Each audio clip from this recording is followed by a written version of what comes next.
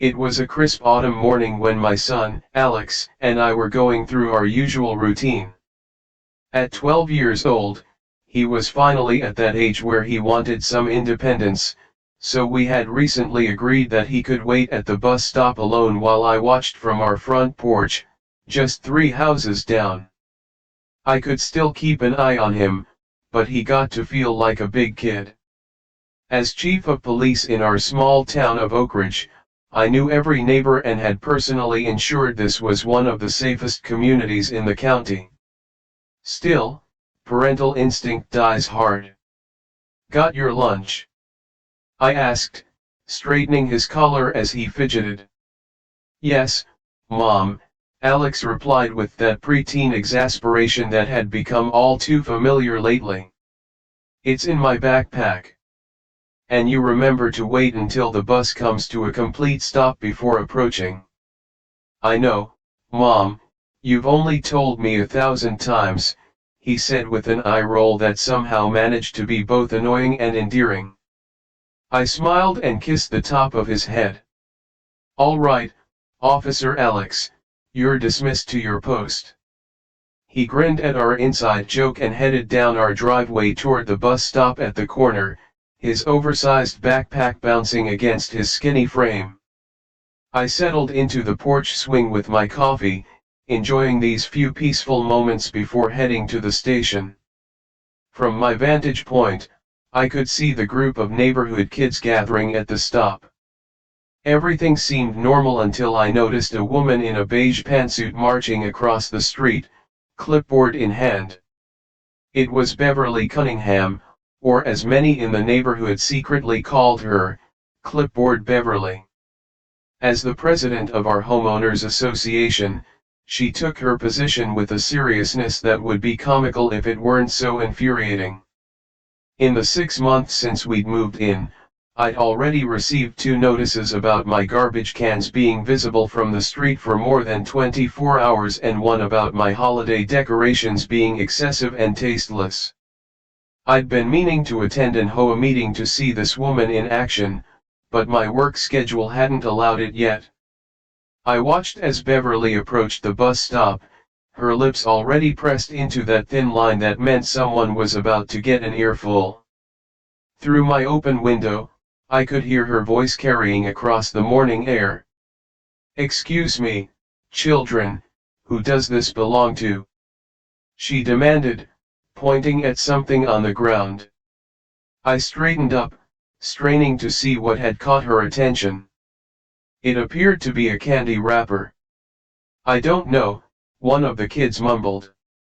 "Well, someone dropped it, and littering is a violation of HOA Code Section 12.4, Beverly said with such authority that you'd think she was citing actual law instead of arbitrary neighborhood rules. My son, ever the honest one, stepped forward.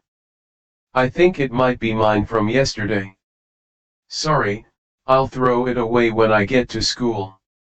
What happened next made me set my coffee mug down with a thud. Beverly rounded on my son, her finger wagging inches from his face. "You think this is acceptable? This is exactly what's wrong with your generation. No respect for property or community standards," she said with a sharp tone that carried all the way to my porch. "What's your name and address?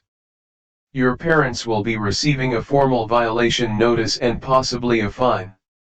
I was already on my feet and moving down our walkway when I saw Alex take a step back, clearly intimidated. The other kids had formed a small semicircle, watching with that particular fascination children have for adult confrontations. "My name is Alex Reynolds," my son replied, his voice smaller than usual. "We live at 42 Maple Street." "The new family," Beverly said with a sniff of disapproval. I might have known. "Well, young man, in Oakridge Estates, we take pride in our community. That means no littering, no loitering, and certainly no disrespect to HOA officers." By this point, I had reached the edge of our property and was striding purposefully toward the bus stop, my uniform crisp, badge gleaming in the morning sun. I rarely pulled rank in personal situations, but watching this woman intimidate a group of children over a candy wrapper had my blood boiling. "Beverly, isn't it?" I called out as I approached, keeping my voice pleasant and professional despite the anger simmering beneath. "I'm Sarah Reynolds, Alex's mother. Is there a problem here?" Beverly turned, her eyes widening slightly at my uniform before she recovered her composure. "Chief Reynolds. Good morning. I was just explaining to your son that littering is a violation of our community standards. I'll need to issue a formal warning, and there may be a fine of $50 for first-time offenders." "I see," I replied, placing a reassuring hand on Alex's shoulder. "And you felt the need to scold a child at a bus stop rather than bringing this concern to me directly?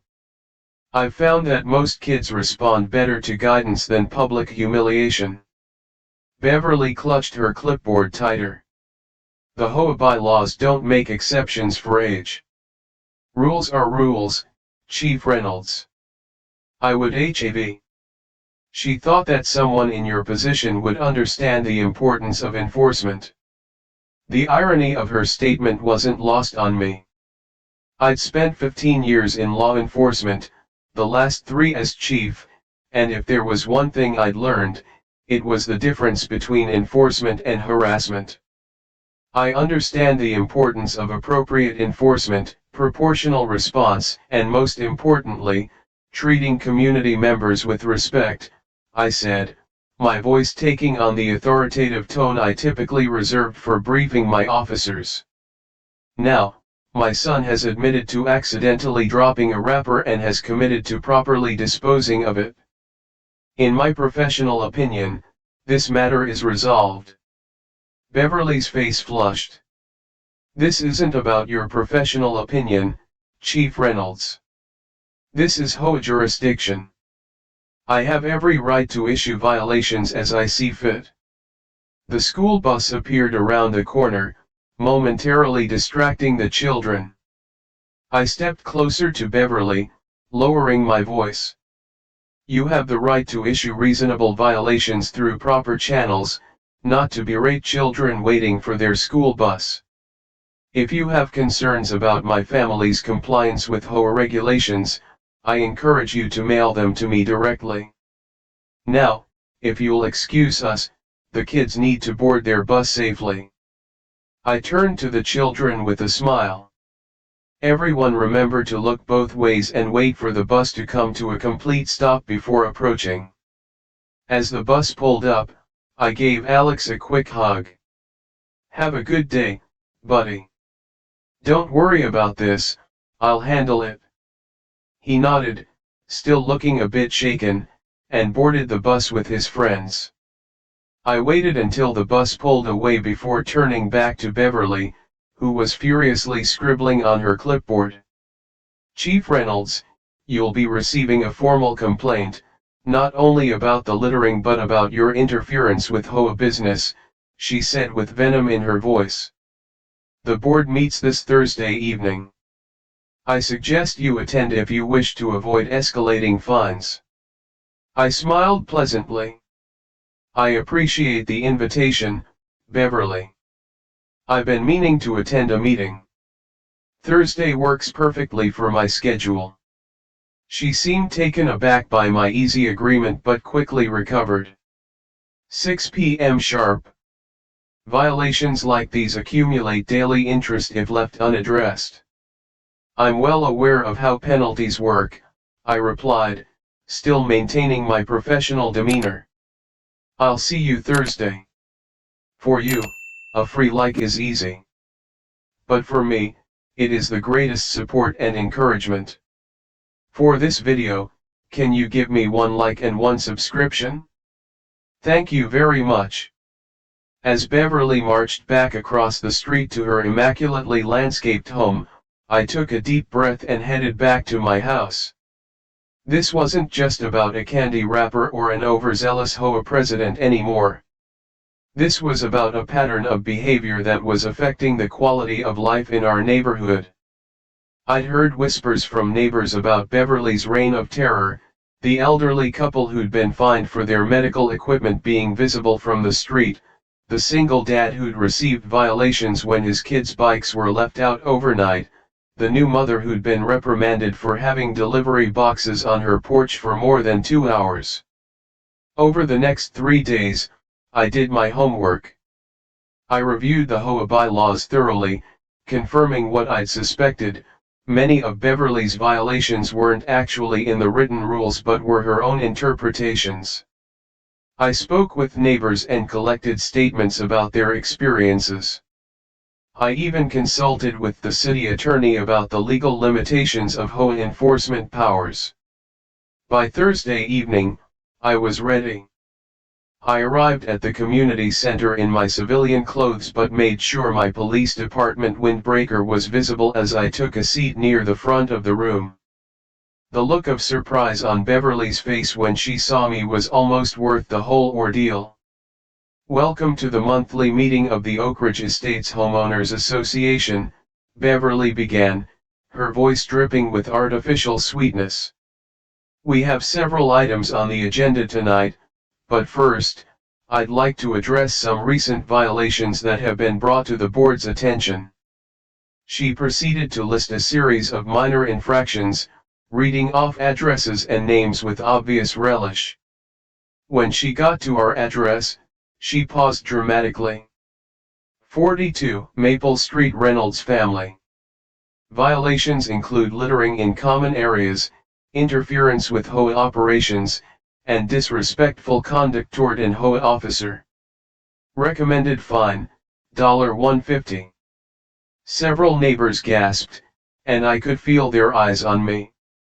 Calmly, I raised my hand. "Yes, Chief Reynolds." Beverly acknowledged me with a tight smile. I stood up. "Thank you, Beverly. I'd like to address these alleged violations, if I may." "This isn't a court, Chief. We don't typically allow residents to contest violations during the meeting," she replied smugly. "Actually," I countered, pulling out my copy of the bylaws, Section 5.3 states that residents have the right to address the board regarding any fines before they're finalized. I'm exercising that right." A murmur went through the crowd. Beverly's smile faltered slightly. "Very well. You have 3 minutes." "Thank you," I said, stepping toward the front of the room. "Like to clarify what happened? My 12-year-old son accidentally dropped a candy wrapper at the bus stop. When confronted about it, he immediately took responsibility and promised to dispose of it properly. Instead of handling this minor issue with the proportional response it deserved, Ms. Cunningham chose to berate and intimidate not just my child, but all the children at the bus stop." I paused, making eye contact with board members. As for the accusation of interference with HOA operations, I simply introduced myself as Alex's mother and attempted to resolve the situation appropriately. And regarding disrespectful conduct, I maintained a professional demeanor throughout our interaction, despite the circumstances. Beverly tried to interrupt, but I held up my hand. "I'm not finished with my 3 minutes, Ms. Cunningham." Her mouth snapped shut, and I continued. "While preparing for this meeting, I've spoken with numerous residents who have experienced similar treatment. I've reviewed our bylaws thoroughly and found that many of the violations being issued aren't actually specified in our written rules." I handed copies of my findings to each board member. "What's more concerning is the pattern of selective enforcement and intimidation tactics being employed." Beverly's face had gone from red to nearly purple. "This is outrageous. You have no right." "I have every right as a homeowner and community member," I interjected firmly, "and I haven't even gotten to the most serious issue. As chief of police, I'm concerned about potential harassment, especially of vulnerable residents like children, the elderly, and single parents. While HOA regulations aren't laws, the manner in which they're being enforced could potentially cross into harassment territory, which is a legal matter. The room had gone completely silent. The other board members were exchanging nervous glances. My recommendation, I continued, is that we review and clarify our bylaws, establish a fair and transparent enforcement process, and ensure that all board members understand the difference between community standards and personal vendettas. As I returned to my seat, one of the board members, a retired judge named Robert, cleared his throat. I believe Chief Reynolds has raised some valid concerns. Perhaps we should table these violations until we've had a chance to review our procedures. Beverly slammed her hand on the table. This is nothing but an attempt to undermine my authority. I've served as president of this HOA for 8 years, and I will not be lectured about proper procedures. Actually, Beverly, another board member chimed in, I've had concerns myself about some of these violations. Mrs. Garcia on Elm Street is 87 years old and was in tears when you fined her for having her oxygen delivery visible from the street. Suddenly, it was as if a dam had broken. One by one, neighbors began sharing their experiences with Beverly's overzealous enforcement.